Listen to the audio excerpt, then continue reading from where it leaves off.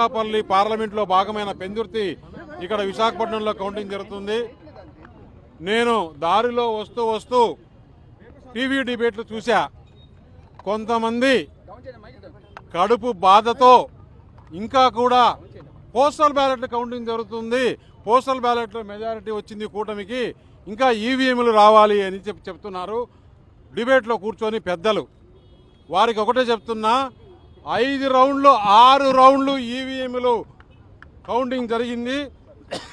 ఇంకా postal బ్యాలెట్లు complete కాలా. Postal బ్యాలెట్లు సైమల్టేనియస్గా జరుగుతోంది.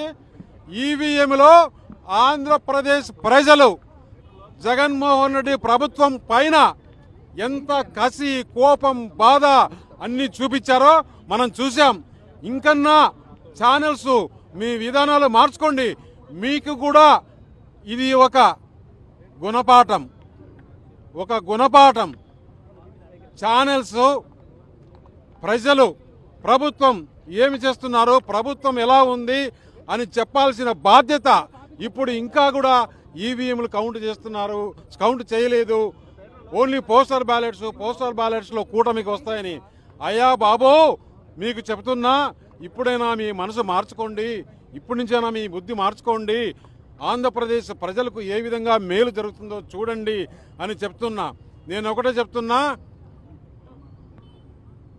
పవన్ కళ్యాణ్ కన్నా, జనసేన కన్నా జగన్మోహన్ రెడ్డికి ఎక్కువ సీట్లు రావు అని చెప్తున్నా. నేను ముందు నుంచి చెప్తున్నా, ఇప్పుడు చెప్తున్నా. ఇది ఒక తుఫాను కాదు.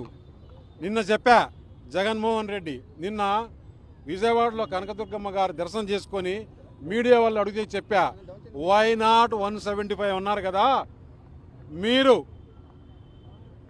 అటు అక్షరం తీసేసుకుంటారా, ఇటు అక్షరం తీసేసుకుంటారా అని చెప్పా. వాళ్ళు ఆ రోజు ఇన్లా. ఈరోజు ఏమైంది? 17 కన్నా ఎక్కువ వచ్చే పరిస్థితి వైసీపీకి లేదంటే ఆంధ్రప్రదేశ్కు ఎంత అన్యాయం చేశారో